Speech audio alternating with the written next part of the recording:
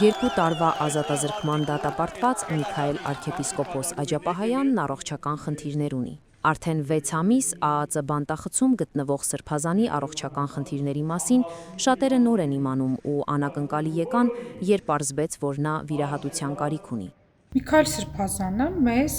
հանձնարարել է, որպեսզի իր առողջական խնդիրները չբարձրաձայնենք։ Նույնիսկ եղել է դեպքեր, երբ որ լրագրողները դատական նիստերի դահլիճում ինքնազգացողությունը հարցրել եք, ինքը ասել է, հա, հիվանդ եմ, բայց ձեր գործը չի, չէ՞, այսպես ինչ որ ձևակերպում արել, այսինքն մարդը ինքը իր հիվանդության հետ կապված հարցերը չի դրել դատաքննության ընթացքում քննարկման, չնայած դրա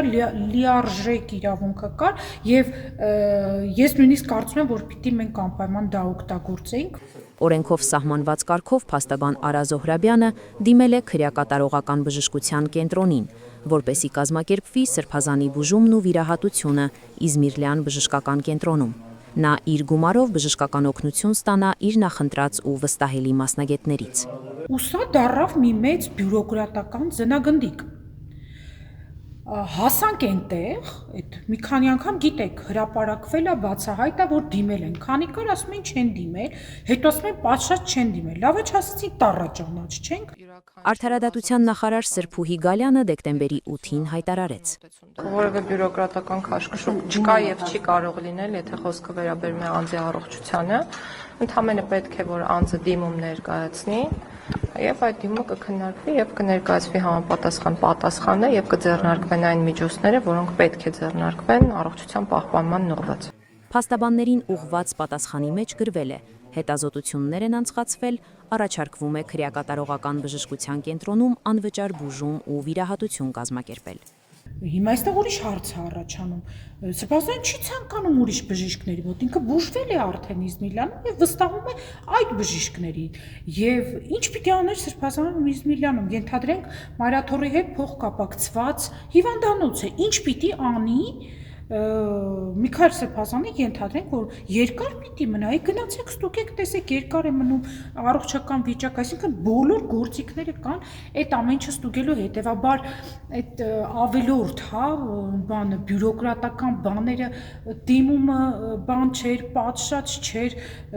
այս ինչը չէր գրել, ինչը չէր գցե ու դա ամբողջովին չի համապատասխանում այն գրավոր պատասխանի, որը պաշտպանական խումբը ստացել է։ Փաստաբանները պատրաստ են եղել բոլոր դժվարություններին, քանի որ դեպքը քաղաքական հիմքեր ունի։